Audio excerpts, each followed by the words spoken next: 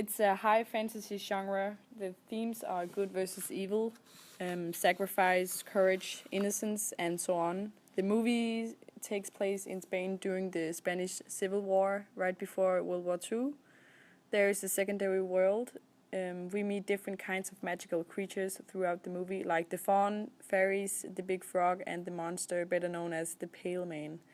It is a fantasy genre because Ophelia has to defeat different evil monsters and go through tests to go further and closer to her victory, as you, for example, see in the scene where she defeats the big frog.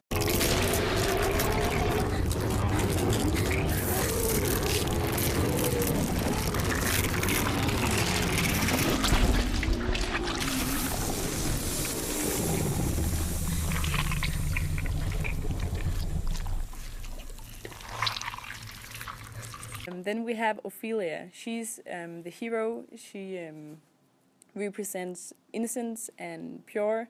She's very ignorant, naive of the world's dark sides. Does not trust the faun. She sacrifices herself at the end so her brother can live. She ends up with her parents at the end in a fantasy world. And then we have the faun.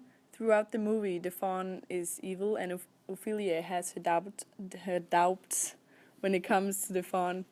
He puts Ophelia through a test to see if she's naive. He wants Ophelia to do well. And then we have Ophelia's mentor, and that is the faun and the fairies. Both characters guides Ophelia to make the right choices. The settings. We've got a secondary world, for example, where the shadow world is the shadow kingdom, where she is destined to go to if she completes all these trials.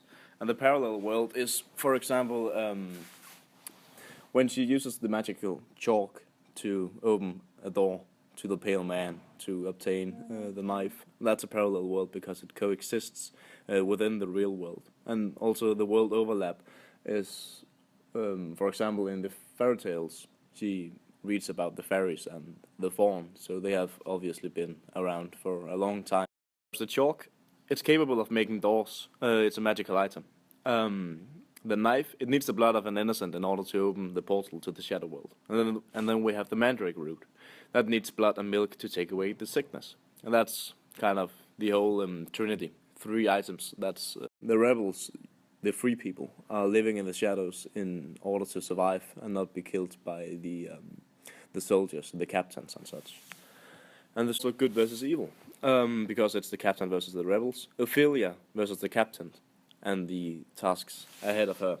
And the point of no return is when she completes the first task. And that's where the faun also said, once you have begun, you cannot turn back. And again, we have the Trinity thing going on here, with she has 3 quests, 3 tasks to complete, as well as she had 3 fairies to guide her, and 3 magical items.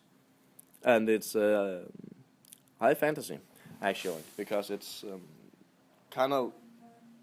it's in the primary world there is fantasy beings all around her, which I think make it high fantasy.